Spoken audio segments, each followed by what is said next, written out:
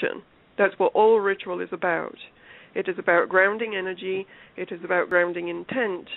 And public ritual is about siphoning energy to fuel that manifesting intent. Right. Okay? And so what are they doing? They put in this kind of symbolism. So they are harvesting energy to manifest the one world. Yes. Through the image of the male-female polarity, right? Mm-hmm. That is coming through one of the, let's face it, darkest families in the whole world. Right? Absolutely. Okay.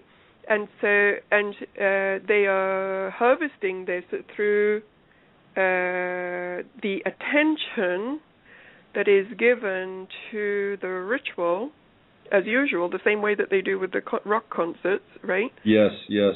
Through everybody's attention. And so this is why the mainstream media, even in the United States, that, let's face it, the United States should be the last people that are paying any attention to what the royal family are doing.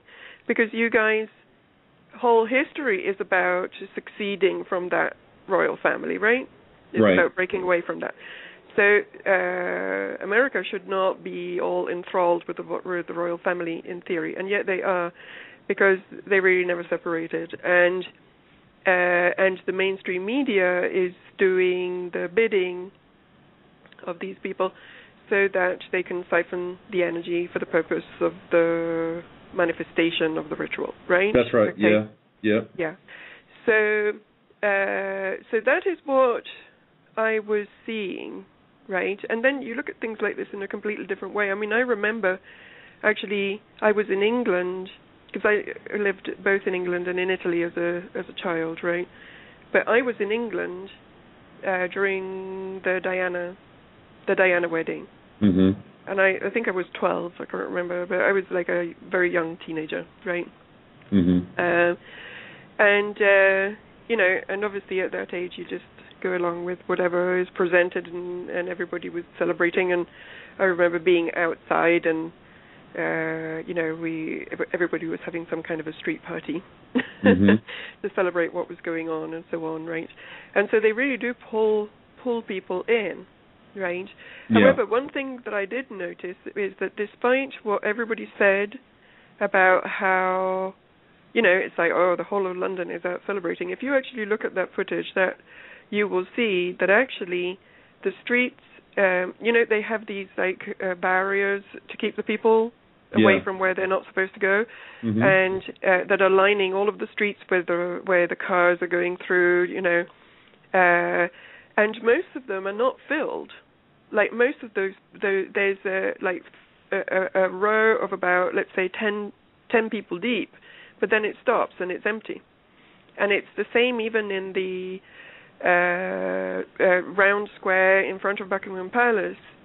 When they did a sweep, it actually wasn't all full, and considering the kind of day that it is, that is actually not that many people, right?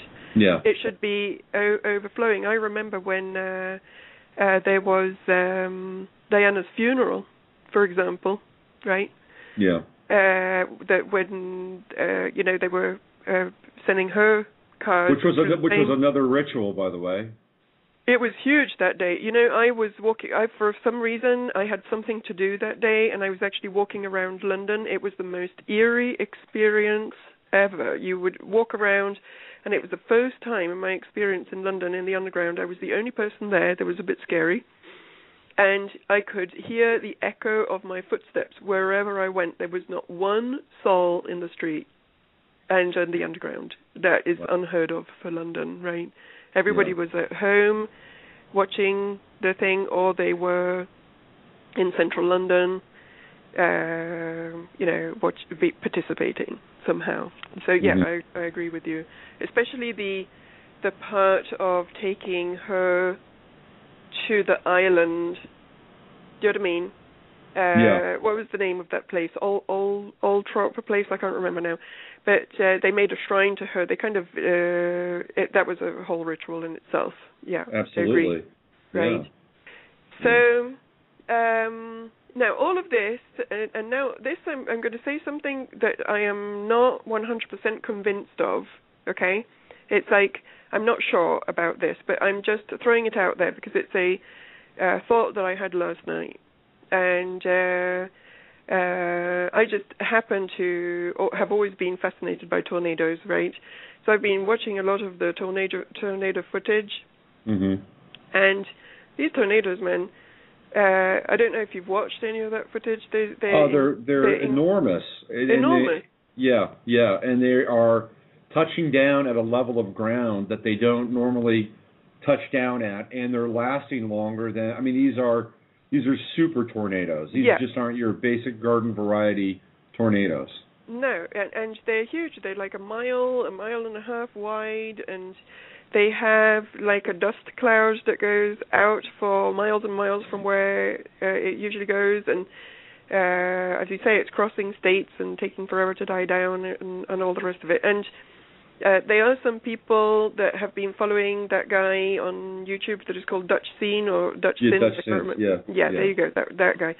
And I must say that I do follow him. I look at some of the things that he does, and I feel that he's onto something. And at the same time, I also feel that he gets a bit carried away with the whole fear of it all. Do you know what I mean? Like there's a bit of a drama addiction there that I'm not 100% into. Okay.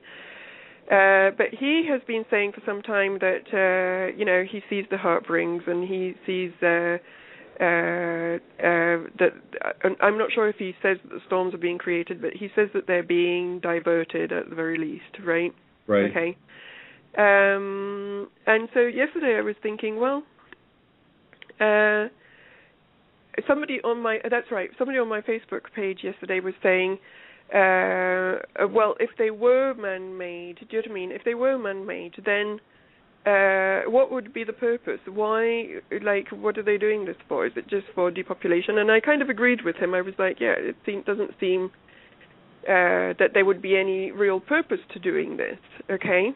Mm-hmm. And then I started looking around to see if there was anybody else that was saying about the whole weather modification thing, because I have mixed feelings about this. I think that there is some weather modification, but you also know that I have my theory that I think that we are truly going through Earth changes, and I think that people are having a hard time accepting that, because if they do accept that, they're going to get very scared. And so actually the New World Order doing it is less scary than the solar system is going into hyperdrive and the Earth is just about to blow. Do you know what I mean?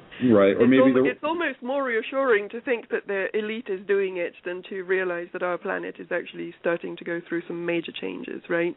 Okay. Right. But in this particular case, I was also thinking, yesterday I was thinking, I don't see what the elite would get out of this. And then I thought, well, it happened on the 27th, and the royal wedding is on the 29th, and it may be the year, this Feast of the Beast thing, you know what I mean? Right. It kind of fits into the whole sacrifice thing.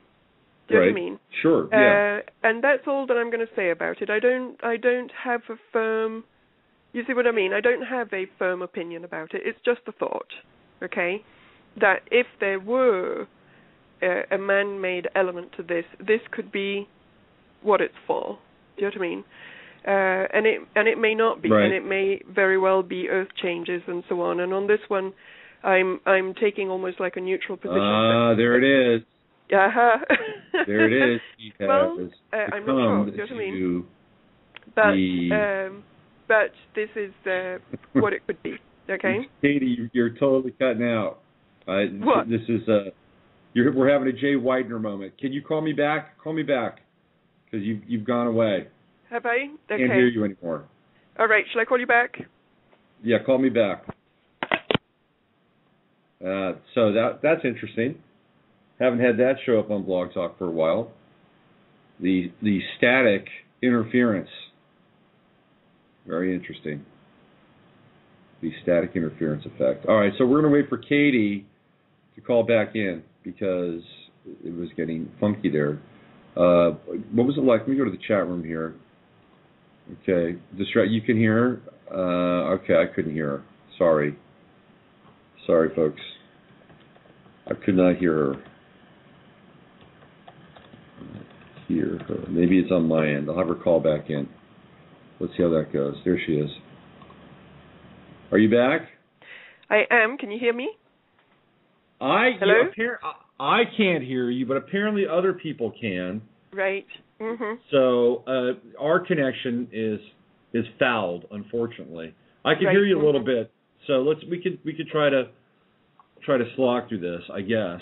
But I think it's interesting that when you got to this one point, all of a sudden you became hard for me to hear. One of the things that I was just cruising April 29th, and there are two interesting dates in April 29th. Adolf Hitler married Eva Braun on April 29th. Yeah, I found that also. I had it in my notes, but that's true. That jumped out at me also. A version of Adolf Hitler, whoever that was, and then and then the L.A. Rodney King riots happened on April 29th. Right.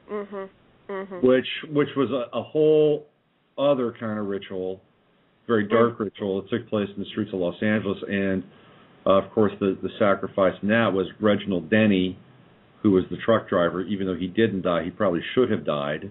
So, yeah. Well, what now? What's going to happen now, Katie? Where do you think this is all going? I don't know. I mean, basically, in terms of them, who knows what's going on? But they have their own agenda, right? And I think this is a part of their gathering of power type agenda, right?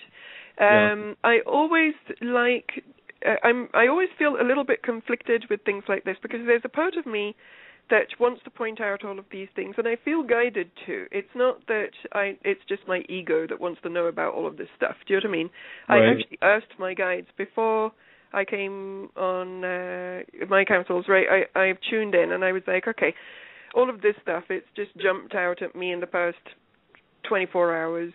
Is it for the highest good for me to talk about it? Do you know what I mean? I don't want to just talk about something just to wig people out and give more power to something that doesn't deserve any. Do you know what I mean? Yeah. But I was told, no, it's important, go ahead. And I suppose maybe it is about to know what the opposition is doing. It breaks the spell somehow. Do you know what I mean? And also, I was thinking that, if we truly, this is just an idea, and let's see if I get blocked out by saying this, okay?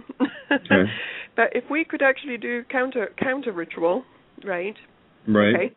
Okay. Maybe that could also be a good thing, right? If there was a way, in fact, I'm even told that we can even do it right now, just to put out the intent to do a counter ritual. It's all energy. All we need to do is just be aware of it and just ask for almost like whatever energy is being siphoned up here to be diffused, dissolved, and neutralized. Do you know what I mean?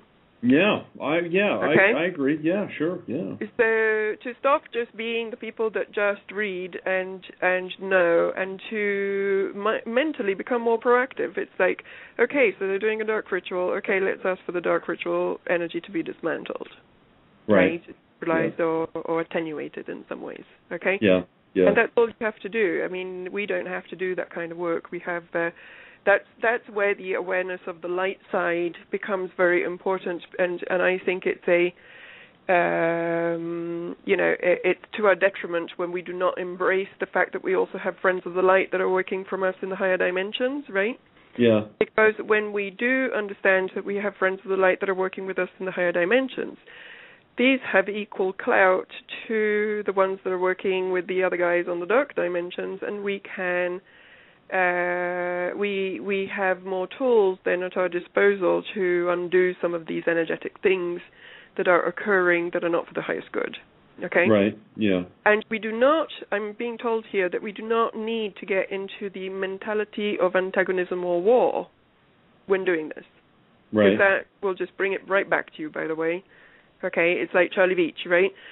What is he doing? He's getting into antagonism war. Yeah. Right? Yeah. I will fight you. You need to go down, and there's hate